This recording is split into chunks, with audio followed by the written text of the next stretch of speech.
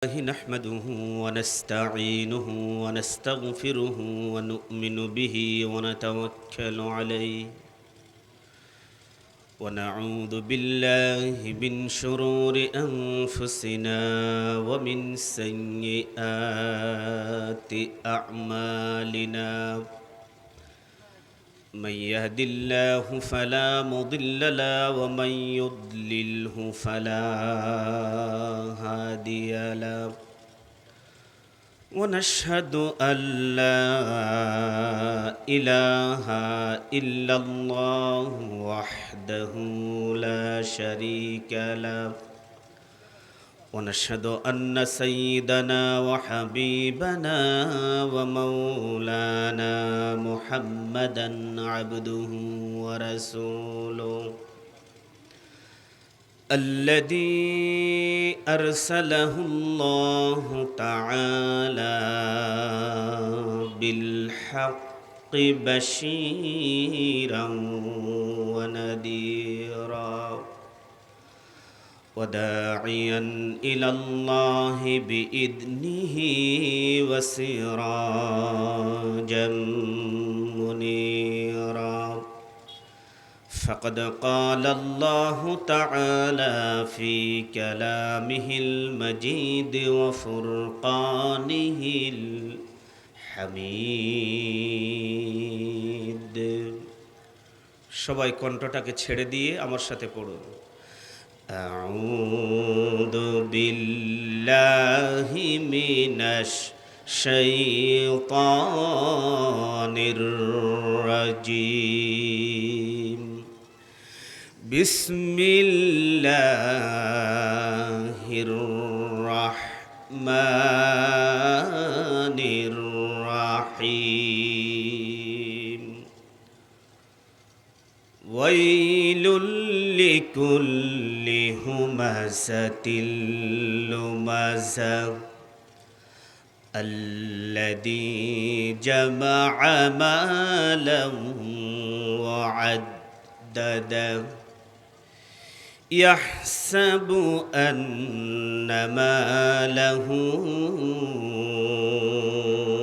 أخلده صدق الله المولانا العظيم وقال تعالى إن الله وملائكته يصلون على النبي يا أيها الذين آمنوا صلوا عليه وسلموا تسليما اللهم صل على سيدنا مولانا محمد وعلى آل سيدنا مولانا আমরা দরুদ পড়ছিলাম কি পড়ছিলাম কথা বলুন আমার সাথে একটু আমরা কি পড়ছিলাম পৃথিবীর মধ্যে সবচেয়ে কৃপণ তার চাইতে কৃপণ আর কেউ হতে পারে না যে আমার নবীর উপর দরুদ পড়তে পারে না তার চাইতে কৃপণ আর কেউ হতে পারে না আসমানের নিচে জমিনের উপরে দরুদের একটা দুনিয়াবী স্বকীয়তা হচ্ছে আমরা যদি ভালোবাসার সাথে আল্লাহর নবীর উপর দরুদ পড়ি আমাদের দরুদের কণ্ঠস্বরের বরকতে যেসব মানুষদেরকে শয়তান ধরে রেখেছে দোকান পাটে রাস্তাঘাটে ঘরের ভিতরে এরকম মানুষ কম নাকি বেশি আওয়াজ দিয়ে বলুন আল্লাহ চাই তো আমাদের দরুদের কণ্ঠস্বরের বরকতে তাদেরকেও এই কোরআনের নূরানি মাহফিলে আসবার তৌফিক দান করবেন ইনশাআল্লাহ এই জন্য কণ্ঠটাকে ছেড়ে দিয়ে আল্লাহ যাতে খুশি হন নবীও যাতে খুশি হন এভাবে দরুদ পড়ুন আল্লাহুম্মা সাল্লি আলা সাইয়্যিদিনা মাওলানা মুহাম্মদ وعلى آل سيدنا জীবনে হবে কি তোমার দিদার ইয়া রাসূলুল্লাহ জীবনে হবে কি তোমার দিদার ইয়া রাসূলুল্লাহ এ আশায় রয়েছি আমি গুনাহগার ইয়া রাসূলুল্লাহ আল্লাহুম্মা সাল্লি আলা সাইয়্যিদিনা মাওলানা মুহাম্মদ وعلى آل سيدنا যদি থাকতো মোর কাছে দুটি ডানা ইয়া রাসূলুল্লাহ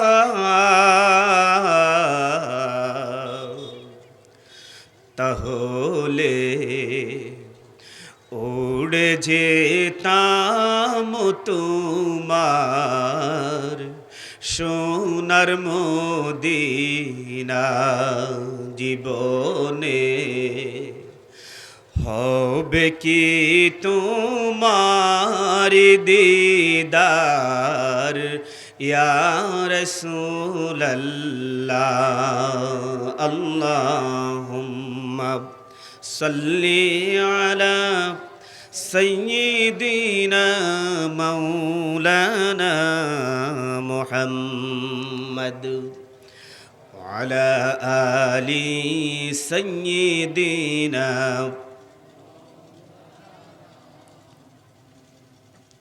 আলহামদুলিল্লাহ কক্সবাজার পৌরসভার অন্তর্গত বিজিবি ক্যাম্প সংলগ্ন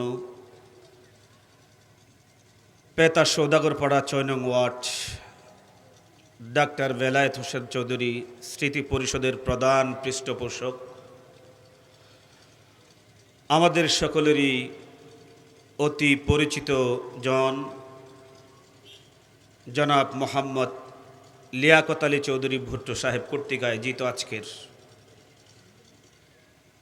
একদিন ব্যাপী সালি সওয়াব ও তাফসীরুল কোরআন মাহফিলের সম্মানিত সভাপতি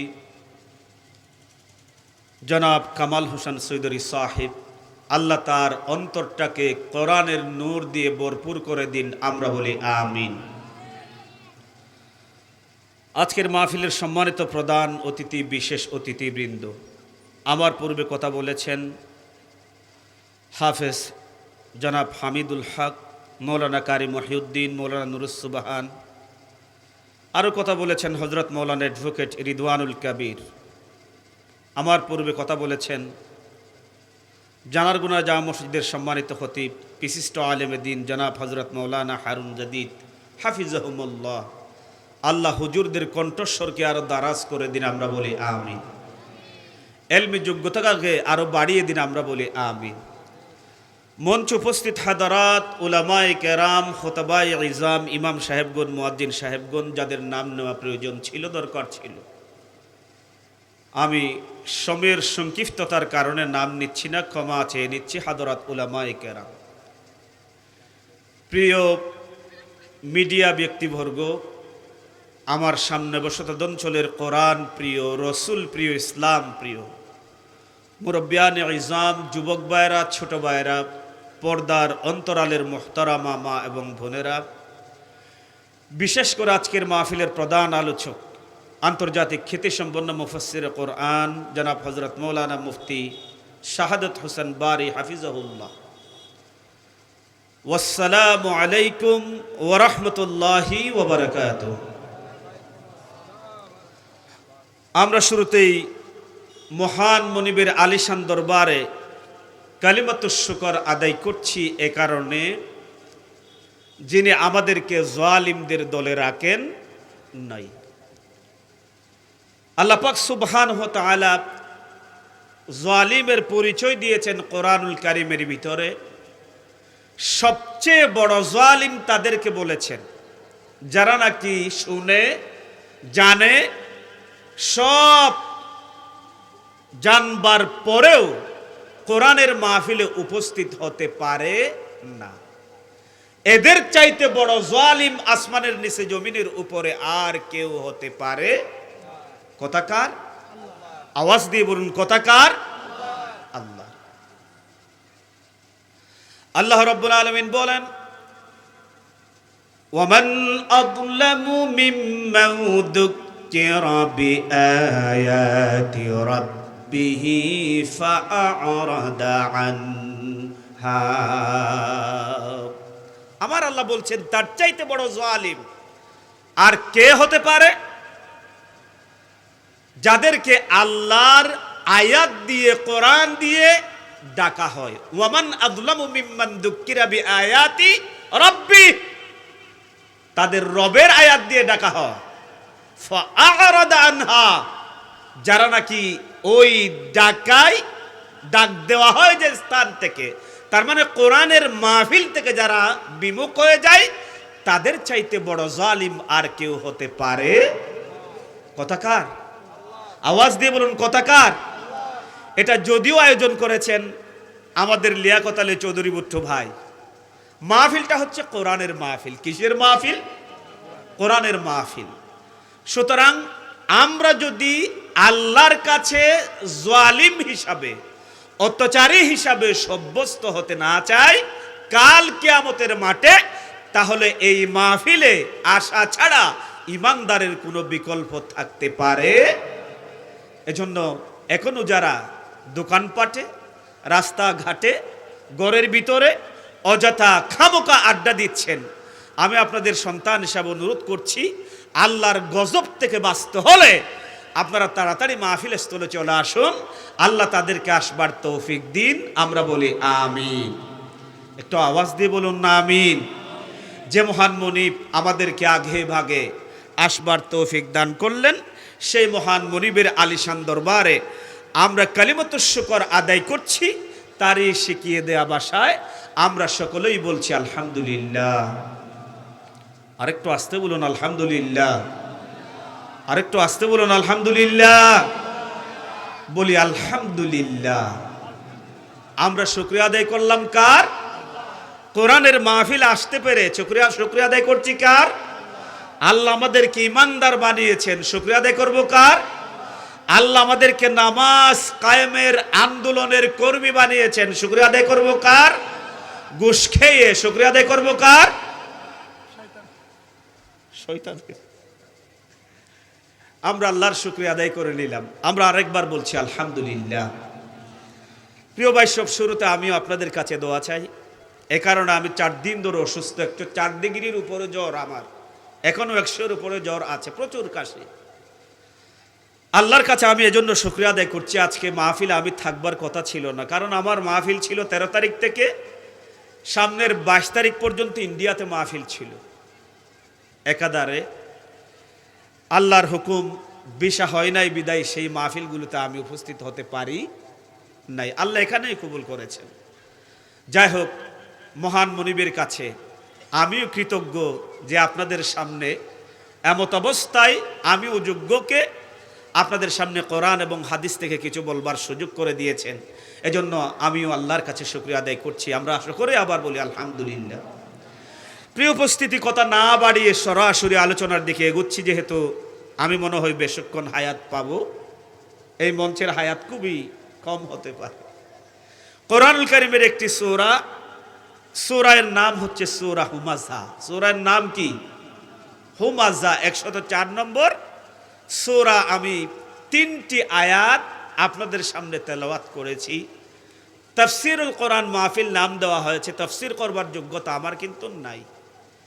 এরপরেও আল্লাহর কাছে সাহায্য প্রার্থনা করছি, আপনাদের কাছে দোয়া চাচ্ছি। আল্লাহ যদি কবুল করেন, রহমত করেন, দয়া করেন, আপনারাও যদি দোয়া করেন, সেখান থেকে কিছু কথা বলবো দোয়া করবেন তো ইনশাল্লাহ? দোয়া করবেন তো ইনশাল্লাহ? করবেন না? কারা কারা হাত তোলেন তো একটু দেখি। করবেন না? একটু দোয়া চাই, দোয়া করবেন, একটু খেয়াল করবেন। আল্লাহ পাক সুবহানাহু ওয়া তাআলা এই সূরা হুমাযার মধ্যে 9টি আয়াত দিয়েছে। কয়টি আয়াত? 9টি আয়াত। 132টা হরফ এই সূরার মধ্যে আছে।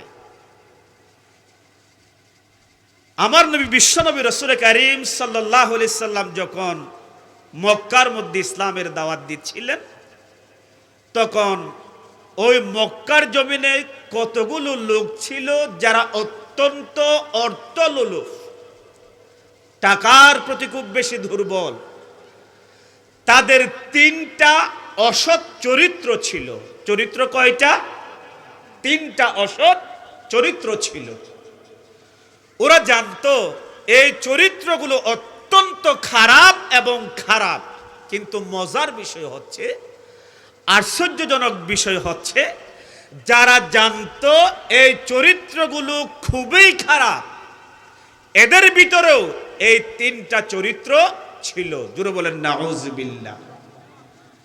আজ আমার বাংলাদেশেও অনেক মানুষ আছেন, অনেক আলেম আছেন, মুফতি আছেন, মুহাদ্দিস আছেন, মুফাসসির আছেন, নেতা আছেন, নেত্রী আছেন, সাধারণ মানুষ আছেন, যাদের মধ্যে 3টি অসৎ চরিত্র এখনো আছে। জোরে বলেন নাউযুবিল্লাহ। সেই 3টি অসৎ চরিত্রের কথা আল্লাহ জানিয়ে দিলেন এই সূরাতে। সাথে সাথে এই 3টি চরিত্র যাদের থাকবে তাদের যে শাস্তি হবে, আল্লাহ এই সূরার মধ্যে সেটাও জানিয়ে দিয়েছেন। আমরা শুনবো। আল্লাহ না করুন আমাদের ভিতরে যদি সেই চরিত্রগুলো থেকে থাকে, আজকে থেকে আমরা সেই চরিত্র বাদ দিয়ে দিব বলি ইনশাআল্লাহ। আওয়াজ দিয়ে বলি ইনশাআল্লাহ। প্রিয় উপস্থিতি, এই সূরা নাজিল হওয়ার একটা ঘটনা আছে। কেন আল্লাহ এই সূরাটা নাজিল করলেন? কষ্ট হচ্ছে না তো আপনাদের? আল্লাহর নবী বিশ্বনবী নবী মুহাম্মদুর রাসূলুল্লাহ সাল্লাল্লাহু আলাইহি সাল্লাম ঘুণে ধরা শান্ত সমাজটাকে শান্তিময় করবার জন্য যখন আল্লাহর পক্ষ থেকে ওহী প্রাপ্ত হলেন, আর মানুষগুলোকে যখন শান্তির দিকে, জান্নাতের পথে অশান্তির যে দাবানল ধাউ দাউ করে জ্বলছে সেগুলো নিভিয়ে দিয়ে মানুষদেরকে যখন জান্নাতি পরিবেশের দিকে আহ্বান করছিলেন, মুগীরা নামক সেই কাফের এবং তার সহযোগীরা যখন এই সুযোগ পেতেন আমার নবীকে সামনাসামনি কষ্ট দিতেন, আর আমার নবী মুহাম্মদুর রাসূলুল্লাহ সাল্লাল্লাহু আলাইহি সাল্লামের পিছনে এমন ভাবে বাজে বাজে কথা বলতেন যেগুলো আমার নবীর বিরুদ্ধে একেবারে বানোয়াট ভাবে তারা বলে বেড়াতো। ওয়ালিদ ইবনে মুগীরা নবীকে সামনে পাইলেই কষ্ট দিতেন, আজে বাজে কথা বলতেন, বড় কণ্ঠে কথা বলতেন, গাধার মতো করে কথা বলতেন, আর পিছনে গীবত করতেন। এরকম চরিত্রের মানুষ বর্তমানে আমাদের সমাজে নাই। কথা বলুন, নাই? আছে। একেবারে বড় হুজুর সাজতে চায়, অনেক বড় মানুষ, কিন্তু অধীনস্থ মানুষের সাথে কথা বলে সামনাসামনি গাধার মতো আওয়াজ করে। আমার আল্লাহ রাব্বুল আলামিন নবী মুহাম্মদ সাল্লাল্লাহু আলাইহি সাল্লামের সাথে এরকম আচরণ পছন্দ হয় নাই। সাথে সাথে সেদিন থেকে কিয়ামত পর্যন্ত এই চরিত্র যাদের থাকবে তাদের শাস্তির কথা উল্লেখ করে আল্লাহ রাব্বুল আলামিন এই উম্মত মুহাম্মদীদেরকে সজাগ করার জন্য সূরাত হুমাযা নাজিল করে দিলেন। সুবহানাল্লাহ। কেউ যদি এই সূরাটা তেলাওয়াত করে, পড়ে এবং বুঝে সেই অনুযায়ী আমল করে, আল্লাহ রাব্বুল আলামিন দুনিয়াতে তার সম্মান বাড়িয়ে দিবেন। সুবহানাল্লাহ। আর মৃত্যু আসবে, মৃত্যু আসবার পরপরই কবরটাকে জান্নাতের বাতাস দিয়ে সুড়ঙ্গ তৈরি করে দিবেন। আল্লাহু আকবার। আল্লাহু আকবার বলবেন না? আমি বলি, আমি প্রায় জায়গায় বলি, একজন মানুষ যদি এই যে দুনিয়ার দিকে একটু চিন্তা করে, অতীতের মানুষের দিকে একটু যদি সজাগ হয়, ওই মানুষটা কিন্তু বদ চরিত্রের হতে পারে, খারাপ পথে চলতে পারে।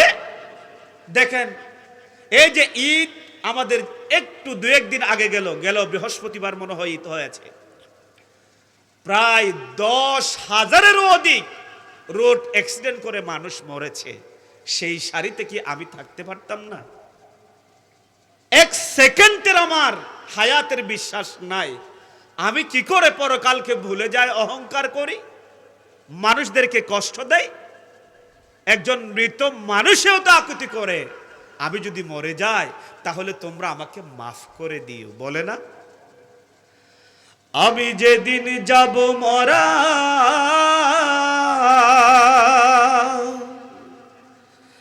চতুর্পাশে হইয়ের খাড়া, আমি যেদিন যাব মারা, চতুর্পাশে হইয়ের খাড়া, আমায় তোরা ক্ষমা করে দিস ও বন্ধুরা। আল্লাহ বলে মাটি দিতে নিস, আল্লাহ বলে মাটি দিতে নিস। থাকতে পারবো কেউ? থাকতে পারবো না, আমাদেরকে চলে যেতে হবে। কিন্তু মৃত্যুর পর এই কথা আপনার বলবারও কোনো সুযোগ থাকবে না। আর মৃত্যুর পরে বললেও, আপনার আফসোস করলেও কোনো কাজ হবে কি ভাই? হবে না। এজন্য হায়াত থাকতেই আমাদেরকে সজাগ হতে হবে। কি হতে হবে? আল্লাহ রাব্বুল আলামিন বলেন, ওয়াইলুল লিকুল্লি হুমাযাতিন লুমাযা। আমার সাথে পড়বেন, কোরআন যখনই তেলাওয়াত হবে আপনি সাথে সাথে পড়বেন যদি পারেন। আর যদি আয়াত মুখস্থ নাও থাকে, ঠোঁট মিলান। গুনাহ বেশি হবে না কম হবে? কথা বলে না কেন? বেশি হবে না কম হবে? সওয়াব হবে। একটি হরফের বদৌলতে কমপক্ষে 10 নেকি দিয়ে দিবেন কে? এজন্য কোরআন তেলাওয়াত করবার সাথে সাথে আপনারাও তেলাওয়াত করবেন। কি বলছেন আল্লাহ? আল্লাহ রাব্বুল আলামিন বলেন, ওয়াইলুল লিকুল্লি হুমাযাতিন লুমাযা। আল্লাহ রাব্বুল আলামিন সেই 3টি অসৎ প্রবৃত্তি, কোয়ালিটি একটি একটি করে বর্ণনা করছেন। আল্লাহ প্রথমেই বলছেন, কোয়ালিটি বর্ণনা করবার আগে ওয়াইল, আল্লাহ বলছেন ওয়াইল। ওয়াইল বলা হয় একটা উপত্যকা। কেউ কেউ বলেছেন ওয়াইল একটা জাহান্নামের নাম। আল্লাহ রাব্বুল আলামিন ওই অসৎ চরিত্রের কথা বর্ণনা করবার আগেই বলে দিচ্ছেন, শুন খবরদার, এই ওয়াইল নামক উপত্যকাই থাকবে, এই জাহান্নামের মধ্যে তোরা যাবি। তোরা কারা? আল্লাহ রাব্বুল আলামিন বলেন হুমাযাতিল লুমাযা। 1 নম্বর সেই অসৎ চরিত্র হলো হুমাযা। হুমাযা বলা হয় এমন চরিত্র, আপনি আপনার ভাই আপনার সামনে নাই, তার পিছনে গিয়ে আপনার দুর্নাম করলেন, তার দুর্নাম করলেন। দুর্নাম থাক আর নাই বা থাক, যে দুর্নামটা আপনি করলেন আমরা গীবত হিসাবে জানি, সেই গীবত যদি করেন, আল্লাহ রাব্বুল আলামিন বলছেন, শুন বান্দা, তোর জায়গা হয়ে যাবে ওয়াইল নামক উপত্যকায়। জুড়ে বলেন নাউজুবিল্লাহ। ওয়াইল নামক জায়গায় তুই চলে যাবি। 1 নম্বর হুমাযা, যারা পিছনে মানুষের দুর্নাম করে। এরকম আল্লাহর ওলি আমাদের সমাজে বর্তমানে পাওয়া যায়? আছে? কথা বলুন, আছে? পিছনে গেলেই দুর্নাম করে। আল্লাহর শব্দ চয়ন দেখেন, আল্লাহর পরে বলছেন লুমাযা। শুধু পিছনে দুর্নাম করে এরকম কি নয়, কতগুলো মানুষ আছে একেবারে এত বাহাদুর, সামনেই মানুষের সমালোচনা করে। ধরেন আমি, আমার এই ভাইটা আমার ডান পাশে আছে, আমার এত বিরক্ত, আমার এত ক্ষমতা, আমার এত পাওয়ার, তারে আমি টকশাল করি সামনাসামনি। এটাকে আরবিতে বলা হয় লুমাজা। এটাকে আরবিতে কি বলা হয়? লুমাজা। এরকম মানুষ আছে নাকি নেই? আল্লাহ রাব্বুল আলামিন বলেন, এই দুটা চরিত্র যাদের ভিতরে থাকবে ওয়াইল তাদের জায়গা। এরপরে 3 নাম্বার আল্লাহ রাব্বুল আলামিন আরেকটা কথা বলেছেন, আল্লাযী জামাআ মালাম ওয়া আদ্দাদা। মনে রাখবেন যেন হুমাজার লুমাজার সাথে একটা যোগ সূত্র রয়েছে। আল্লাযী জামাআ মালাম ওয়া আদ্দাদা, ওই জাতীয় মানুষগুলো বেশি এরকম হয়, তারা সম্পদকে বেশি প্রায়োরিটি দেয়। অথবা এই অর্থ, যাদের সম্পদ বেশি ওরাই এই দুটা চরিত্রের ভিতরে বেশি থাকে। ঠিক না বলুন? টাকার বাহাদুরি দেখায়, বিল্ডিং এর বাহাদুরি দেখায়, বাপের রেখে যাওয়া এই যে সম্পদ, সেগুলির বাহাদুরিতে মানুষের গীবত করে, সমালোচনা করে, আর সামনাসামনি গাদার মতো আওয়াজ করে তাদের অধীনস্থ ব্যক্তিগুলোকে কথা বলতে চায়। এরকম মানুষ আছে নাকি নেই? পচা মানুষ, বাজে মানুষ, সে যতই নামাজ পড়ুক, রোজা রাখুক, দান খয়রাত করুক, তার সেগুলো কোনো কাজ আল্লাহর দরবারে দিবে না। এখন শুনুন, আল্লাহ রাব্বুল আলামিন বলেন, পিছনে যারা মানুষের গীবত করে আর সামনে যারা রূঢ় ভাষায় কথা বলে মানুষদেরকে নিন্দা করে, এই দুটা কোয়ালিটি খারাপ। এরপর আল্লাহ রাব্বুল আলামিন তৃতীয় বলছেন, ওই মানুষগুলো সম্পদ জমা করতে থাকে আর ওই সম্পদ তারা সব সময় গুনতেই থাকে। গুনা শব্দের অর্থ টাকার বান্ডিল নিলাম আর একটা একটা করে গুনলাম। আল্লাহ কি এটা বলছেন? নয়। তারা সম্পদ রাখে আর ওই সম্পদ তাদের কাছ থেকে চলে যাক, এটা কখনো তারা চায় না। যে করেই হোক আমার টাকা চাই, মেরে হোক আমার টাকা চাই, ডাকাতি করে হোক আমার টাকা চাই, জাল্লাদি করে হোক আমার টাকা চাই, যেখান থেকেই পারি, আমার বাবা দান করে গিয়েছে সেখান থেকে প্রয়োজন অন্যায়ভাবে খাবো, আমার টাকা চাই। আছে নাকি নাই? আল্লাযী জামাআ মালাও ওয়া আদ্দাদা, যারা সম্পদ জমা করে আর এরকম করতেই তাকে আরো হোক আরো হোক। মানুষ আছে নাকি নেই? প্রিয় ভাই, সব মনে রাখবেন, আপনি যদি নাজাত পেতে চান, আমরা যদি কল্যাণ পেতে চাই, তাহলে একটু আমাদেরকে চলে যেতে হবে আমার নবীর যুগে। আমার নবীর সাহাবায়ে কেরাম রাদিয়াল্লাহু তাআলা আনহুম আজমাইন যারা ছিল, তাদের চরিত্রে আমাদের চরিত্রকে রাঙাতে চেষ্টা করা লাগবে। আল্লাহর নবী বিশ্বনবী মুহাম্মদুর রাসূলুল্লাহ সাল্লাল্লাহু আলাইহি সাল্লামের একজন সাহাবী ছিলেন, তার নাম ছিল হযরত জুলাইবিব রাদিয়াল্লাহু তাআলা আন। সাহাবীর নাম কি? হযরত জুলাইবিব রাদিয়াল্লাহু তাআলা আন। হযরত জুলাইবিব রাদিয়াল্লাহু তাআলা আন, জুলাইবিব বলা হয় যেটা বামন, একেবারে খাটো, তাকে বলা হয় জুলাইবিব। তার নাম ছিল না, এমনি হয়ে গিয়েছে। মানুষেরা সে খাটো ছিল, কুৎসিত ছিল এবং খুবই বিশ্রী ছিল, এজন্য তার নাম তারা জুলাইবিব ডাকতেন। তার কোনো বংশ পরিচয় ছিল না, কিন্তু একটা কোয়ালিটি ছিল, সে ঈমান এনেছিল আমার আল্লাহর প্রতি, আরশের মালিকের প্রতি। আল্লাহু আকবার। আরবের একটা রীতি ছিল, নীতি ছিল, কেউ যদি কষ্ট পড়তো, ওই কষ্টে পড়া মানুষটাকে সাহায্য করত, তখন যিনি যে কষ্টে পড়েছেন তার যদি বংশমর্যাদা থাকতো, তার ক্ষমতা থাকতো। হযরত জুলাইবিব রাদিয়াল্লাহু তাআলা আন, তার কোনো বংশ পরিচয় ছিল না। উপোস থাকলেও কেউ বিশ্বাস বা জিজ্ঞেস করতো না যে তুমি কি উপোস থেকেছো। কিন্তু হযরত জুলাইবিব আল্লাহর আদেশ মানতেন, হুকুম মানতেন, নবী আমার যা বলেছেন তাই মানতেন। আল্লাহু আকবার। হযরত জুলাইবিব একদিন আল্লাহর নবীর কাছে আসলেন। নবী করিম সাল্লাল্লাহু আলাইহি সাল্লাম বলছেন, জুলাইবিব, তোমার তো বয়স হতে চলেছে, তুমি কি বিবাহ শাদী করবে না? হযরত জুলাইবিব বলেন, ইয়া রাসূলুল্লাহ, আমার অবস্থা তো আপনি দেখতেই পাচ্ছেন, নাই কোনো শারীরিক সৌন্দর্যতা, নাই কোনো বংশের মাধুর্যতা, আর আমার নাই কোনো সম্পদ। সুতরাং আমি জুলাইবিব কিভাবে এই মদিনার জমিনে বিয়ে করতে পারি? কে মেয়ে আমাকে দিবে?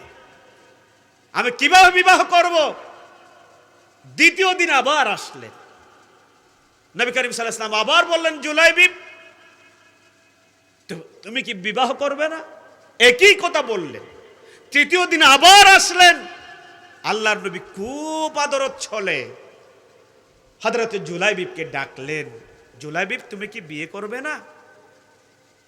এখানে একটা জিনিস খেয়াল রাখবেন, অনেক সাহাবারা হযরত জুলাইবিবকে তাদের বাড়ির আঙ্গিনায় ঢোকাটা নিষিদ্ধ করে দিয়েছিলেন, এত বেশি কুৎসিত। আর বিশ্বনবী মুহাম্মদুর রাসূলুল্লাহ সাল্লাল্লাহু আলাইহি ওয়াসাল্লাম, যিনি দুনিয়ার সর্বশ্রেষ্ঠ মানব, ওই নবীজি সাল্লাল্লাহু আলাইহি ওয়াসাল্লাম জুলাইবিবকে তৃতীয় দিন কাছে টেনে বললেন, জুলাইবিব তুমি কি বিবাহ করবে না? আল্লাহু আকবার বলবেন না? তিনি বললেন, ইয়া রাসূলুল্লাহ, সম্পদ নাই, নাই কোনো বাড়ি, নাই কোনো সৌন্দর্যতা, কে বিয়ে করবে? দুটা বর্ণনা এসেছে মুসলিম শরীফের, একটা বিশাল লম্বা হাদিস। একজন সাহাবী আসলেন, বললেন, ইয়া রাসূলুল্লাহ, আমার ঘরে একটা সুন্দরী বিধবা মেয়ে রয়েছে। আরেকটি বর্ণনা হচ্ছে এরকম, নবী করিম সাল্লাল্লাহু আলাইহি সাল্লাম এক আনসারী সাহাবীর ঘরে হযরত জুলাইবিবকে পাঠিয়ে দিলেন, বললেন, যাও জুলাইবিব, ওই ঘরে যাও, আমি মুহাম্মদের সালাম বলবা, আর তাদের ঘরে যেই মেয়েটি আছে তুমি তোমার জন্য সেই মেয়েটিকে আমার পক্ষ থেকে প্রস্তাব দিয়ে দিবা। দুটাই হাদিস আছে, আমি সেদিকে যাচ্ছি না, এটা বলছি। সাহাবী আসলেন, বললেন, ইয়া রাসূলুল্লাহ, আমার একটা বিধবা সুন্দরী মেয়ে আছে। অনেক বর্ণনা এসছে, ওই সময় মদিনার জমিনে তার চাইতে সুন্দরী এবং যোগ্য মেয়ে দ্বিতীয় আরেকটি ছিল। তার ছিল বংশগৌরব, বাপের অনেক সম্পদ ছিল, টাকা ছিল, এবং সম্মানিত ভাই ছিলেন, মারও বংশ পরিচয় আছে। আল্লাহর নবী বলছেন, মেয়েটি আমাকে দিয়ে দাও। এখন এক সাহাবীকে যখন নবী বললেন, মেয়েটি আমাকে দিয়ে দাও, সাহাবী তো খুশিতে আত্মহারা, আল্লাহর রাসূল আমার মেয়েকে তিনার আজওয়াজ মুতাহহারার মধ্যে অন্তর্ভুক্ত করবে। আল্লাহু আকবার, খুশি হয়ে গেলেন। নবীর অবস্থা বুঝলেন, নবী করিম সাল্লাল্লাহু আলাইহি সাল্লাম সাহাবীকে বললেন, আমার সাহাবী শোনো, তোমার মেয়েকে আমি বিবাহ করার জন্য চাচ্ছি না, বরং আমি আমার জুলাইবিবের জন্য তোমার মেয়ে বিয়ে দিব। সাহাবী একটু থমকে দাঁড়ালেন। আর দাঁড়াবেন না বা কেন? কোন বাবা, কোন মা অশিক্ষিত এবং একেবারে কাজ নাই, সৌন্দর্য নাই, এরকম একটা মানুষকে মেয়ে কেউ দিতে চাইবে? কথা বলেন না কেন? আপনি দিবেন? বাবা থমকে দাঁড়ালেন। রসুল তো বলেছে, বলবার কিছু নাই।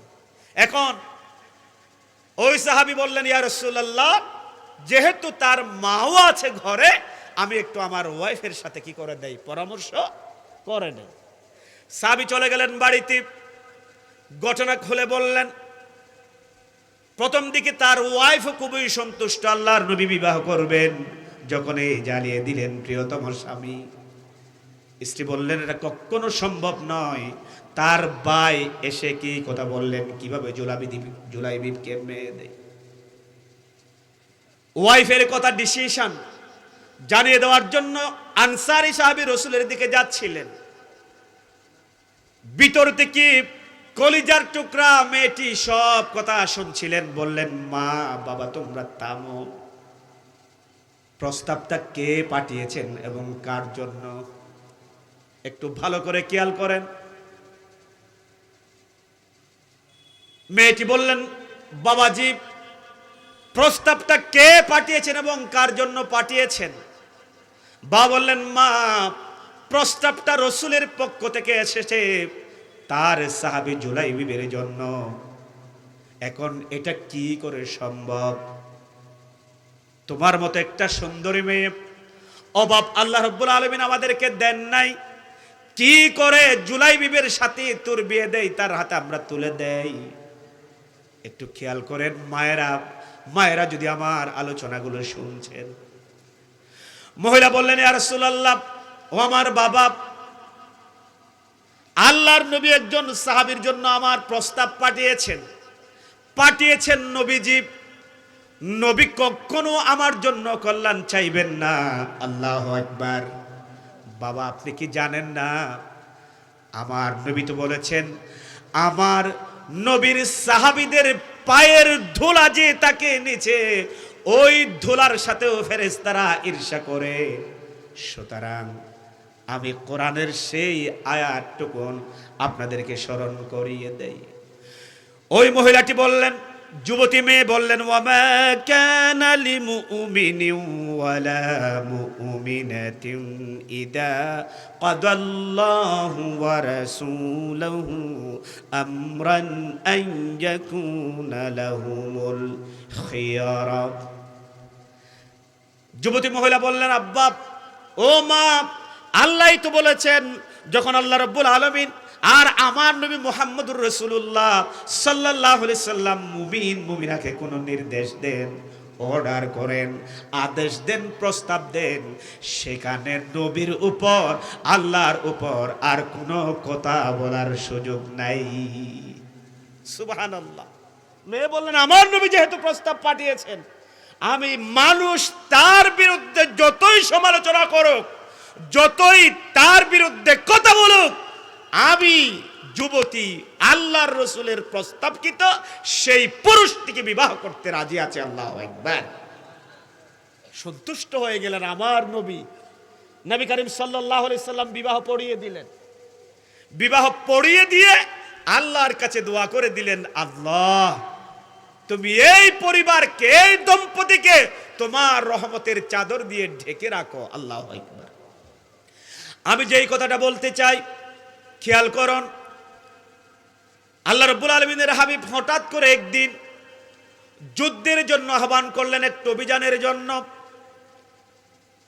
এক বর্ণনা এসেছে সেদিন ছিল বাসর রাত, যেদিন বিয়ে সেদিন। আরেকটা বর্ণনা এসেছে কয়েকদিন পর। যাই হোক, আল্লাহর নবীর যখন ঘোষণা শুনলেন, হযরতে জুলাইবিব রাদিয়াল্লাহু তাআলা আনহু গড় থেকে বেরিয়ে গেলেন। সামনে দাঁড়ালেন তার শাশুড়, বললেন, জুলাইবিব, তুমি তো জানো এটা কোনো ন্যাচারাল যুদ্ধ নয়, একটা অভিযান।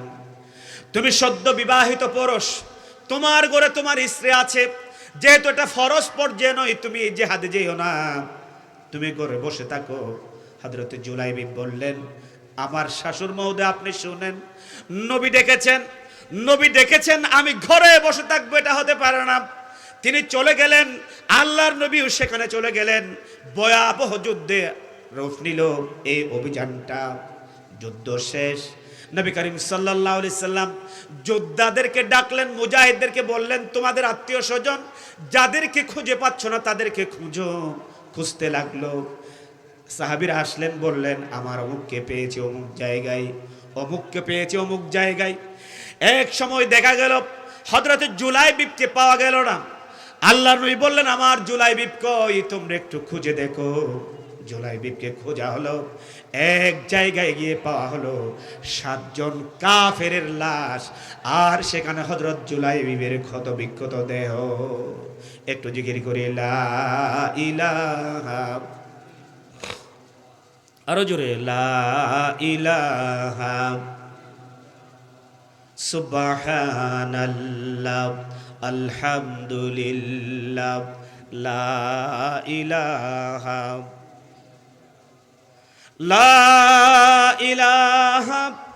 ইল্লাল্লাহু মুহাম্মাদুর রাসূলুল্লাহ সাল্লাল্লাহু আলাইহি ওয়াসাল্লাম। আলহামদুলিল্লাহ।